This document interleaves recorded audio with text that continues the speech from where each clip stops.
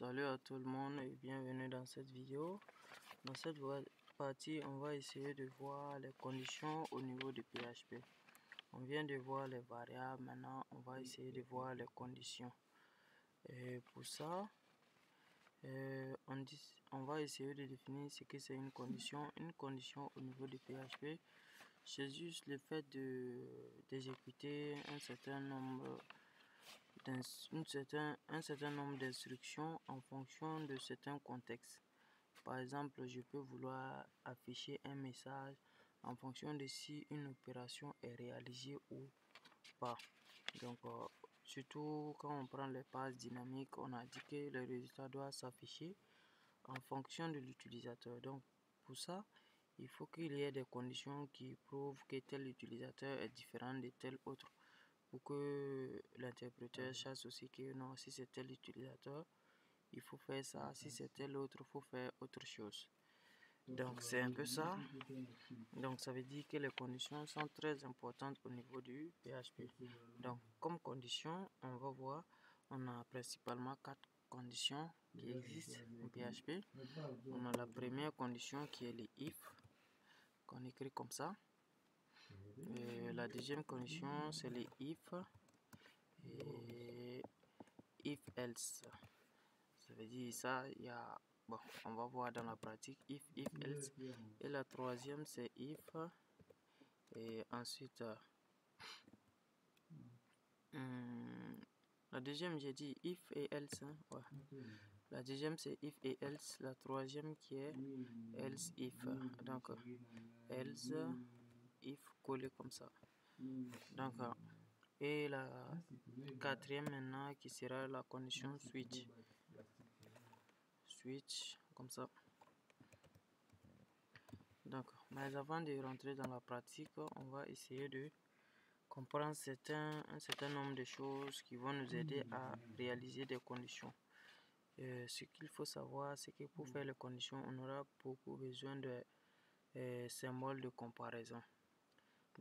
Parce qu'il faut comparer des choses pour savoir qui est qui, pour pouvoir faire certaines conditions. Donc, le premier symbole qu'il faut savoir, c'est l'égalité comme ça. Donc cette égalité veut dire quoi? Ça veut dire tout simplement si ça compare deux valeurs. Si je dis A égale B, ça veut dire si A, la valeur de A est égale à la valeur de B, tout simplement. Comme au niveau des maths, à ne pas confondre avec quand on met une seule égalité comme ça. Avec une seule égalité, c'est comme si on prenait la valeur de B pour enregistrer dans A. Donc c'est pas pareil. Donc ici l'opérateur de comparaison c'est l'égal deux fois A égale B. Ensuite on a l'opérateur le symbole inférieur c'est comme ça, inférieur à B. Donc comme son nom l'indique, tout simplement c'est inférieur, comme au niveau des maths tout simplement. On a inférieur ou égal également qui est juste l'autre inférieur tout simplement avec le cas égal inclus ici. On a supérieur également qui s'écrit comme ça, ou le supérieur ou égal qui est le supérieur inclus avec l'égalité. Ensuite on a la différence qu'on écrit comme ça. La différence pour dire que non A différent de B, tout simplement comme au niveau des maths également. Donc ceci étant, après avoir vu ces différents symboles de comparaison, on va essayer maintenant de passer à la pratique des conditions. Maintenant, pour ce faire, on va commencer avec la première condition qui est le if. Et pour ça, je déclare une variable note comme ça, parce qu'on vient de voir les variables. J'espère que certains ne seront pas perdus déjà, parce qu'on vient de voir comment faire les variables au niveau des PHP. Donc on fait $, nom de variable. Si je mets $note comme variable, je mets 15 par exemple. Donc je prends je déclare une première variable que je note à 15. Maintenant, je vais appliquer la condition if sur cette variable tout simplement. If note égale par exemple à 15. Vous voyez qu'on utilise notre égalité. Si la note vaut 15, alors je veux exécuter quoi? J'ouvre les accolades et je mets ce que je vais exécuter. Echo et je mets à l'intérieur de echo ce que je vais exécuter tout simplement. Echo, je mets la variable vaut et je mets le nom de la variable parce qu'on vient de voir ça tout de suite comment mettre les variables au niveau des échos. On a dit qu'il y a deux méthodes, il y a la méthode avec les guillemets et il y a la méthode avec les apostrophes. Donc j'utilise ici la méthode avec les guillemets. La variable vaut 15. Ici je mets note. Donc comme ça, ça va mettre tout simplement 15. Donc je viens dans mon fichier là, ça c'est le résultat du code passé. Ils me disent que j'ai un problème au niveau de la ligne 15, c'est le point virgule que j'oublie à chaque fois, c'est dangereux ici. Un problème different cons à la ligne 13. J'ai oublié ici le dollar comme ça. Ok, maintenant je vois que ça affiche bien la variable vaut 15. Donc pour que ça effectue ça, parce que j'ai mis note if note égale à 15, ça veut dire ça va vérifier est-ce que la variable note que j'ai déclarée en haut ici vaut 15. Alors ça va faire. Maintenant si je mettais par exemple if note égale à 14, alors pour faire ça, je vais voir qu'il n'y aura aucun résultat. Vous voyez bien, il n'y aura aucun résultat parce que la note ne vaut pas 14 et ça ne va rien faire ensuite. Parce que j'ai dit que quand la note vaut 14, il faut faire ça tout simplement. Maintenant, pour que si la note n'est pas égale à 14, pour récupérer cette partie aussi, cette autre partie de la condition pour exécuter une autre opération, on va mettre le else. C'est ce qui va nous faire aboutir sur la condition if et else. Donc ça c'est une condition if et else maintenant. Et pour les else, on met tout simplement else et on ouvre les accolades. Qu'est-ce qu'on veut exécuter? Echo, tout simplement. La note n'est pas. Et je vais mettre quoi? Et la note n'est pas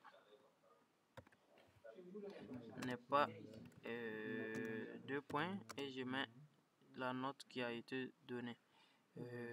Ok, je mets tout simplement comme ça de la note. Ici j'enlève parce que ça sert pas.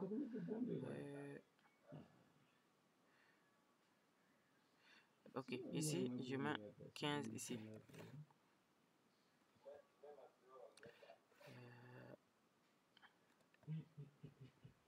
La note n'est pas 15. Ici je mets 15 et ici je mets 14. Donc qu'est-ce que ça va faire? Ça va prendre 14, 14 n'est pas égal à 15, ça va venir ici, la note n'est pas 14. Donc j'exécute, vous allez voir. Encore des problèmes de point virgule, ok. Donc je reviens et je vois la note n'est pas 14. Donc c'est ça. Donc qu'est-ce que ça prend? Ça prend la note et ça compare avec 15. Ça voit que ça n'est pas égal à 15, donc ça ne va pas exécuter ce bout de code. Ça vient tout juste ici pour exécuter la note n'est pas égale à 14, 15. La note n'est pas égale à 14 plutôt. 14 parce que note vaut 14. Donc c'est ça. Mais aussi on peut vouloir spécifier autre chose encore. Par exemple, si on veut que si la note n'est pas égale à 14, que ça vérifie encore. Maintenant, si on veut que si ça vérifie que la note n'est pas égale à 15, que ça vérifie encore, est-ce que c'est pas égal à 16 par exemple. Donc on va mettre un autre else if comme ça. Donc là, note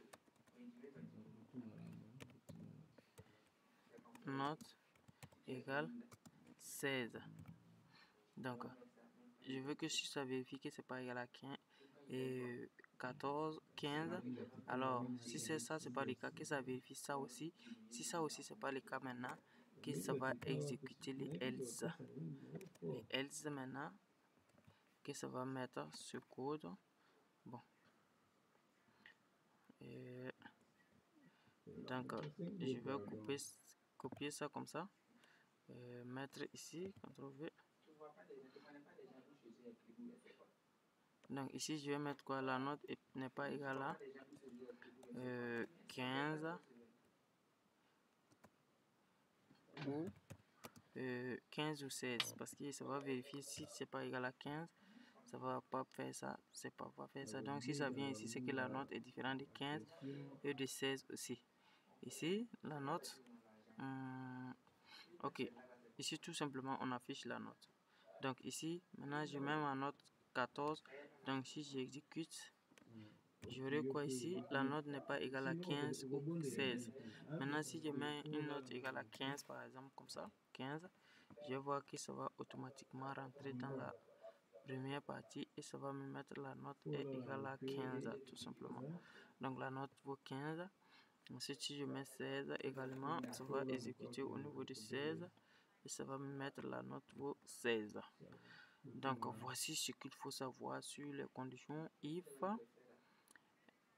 else, if, else, if et else.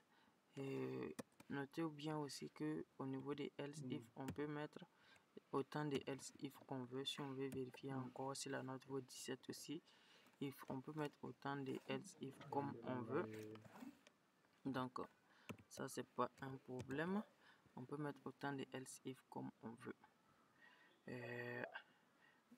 Ok, je peux copier juste si je veux mettre par exemple pour 17 aussi, je mets ici, je mets tout simplement 17 et je fais la même chose, je mets 18 aussi et ça la même chose. Donc si je mets par exemple 17 maintenant, je vais voir que ça va exécuter au niveau de 17. Donc c'est bon.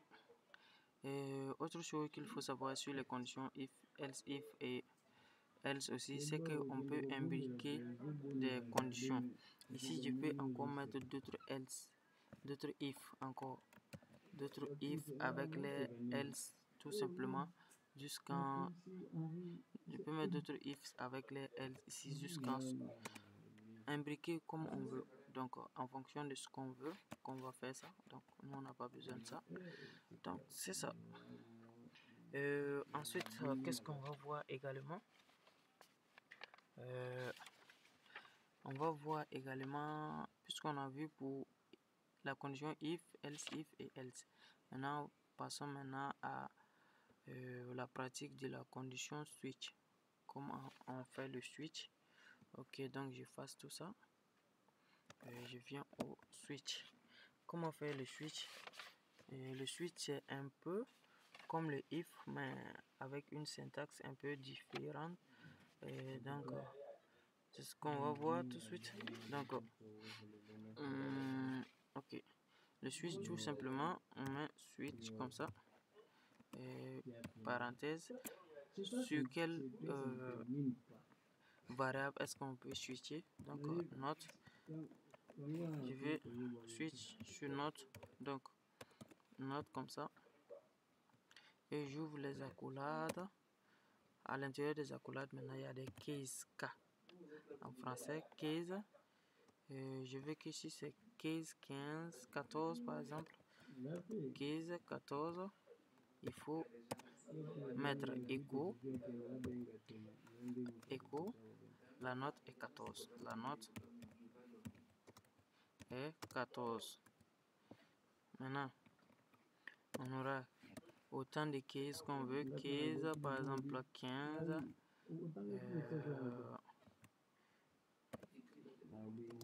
15, écho.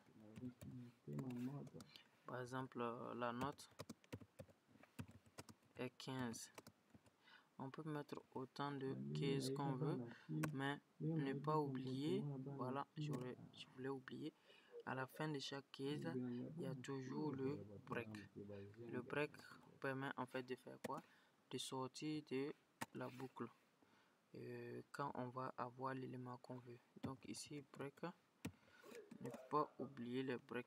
Et à la fin de chaque break, les points virgule, comme ça. Et je peux mettre autant de cases que je veux et default à la fin toujours pour que quand aucun de conditions n'est respecté, ça va exécuter le default pour. Donc default, je mets ici echo valeur non trouvée par exemple. Valeur non trouvée. Ok, donc j'enregistre ici. Oh là là, où est-ce que je suis?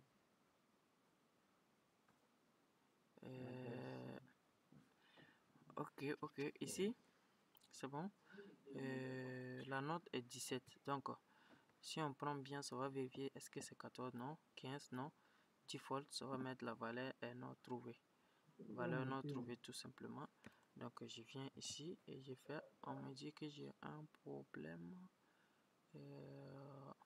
Syntaxe, ligne 16, donc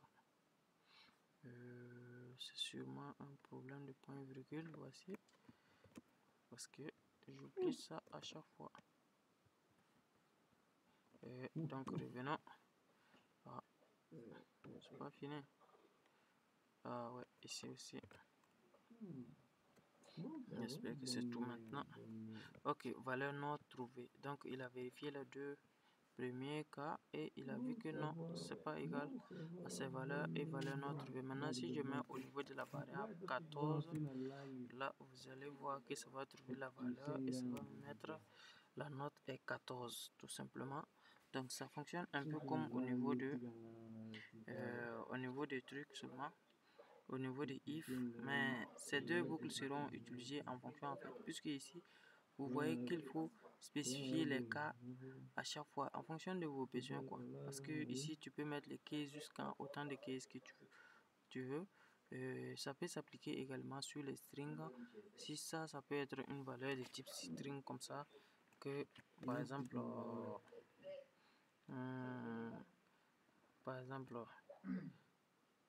je mets comme ça, ok. Maintenant si je mets switch sur le nom, je mets ici case d'aller, ok. Alors il faut réaliser ça, case, et je mets ça comme ça, il faut réaliser ça, default, il faut faire ça. Donc ici je vais tout simplement mettre copier et je colle ça tout simplement ici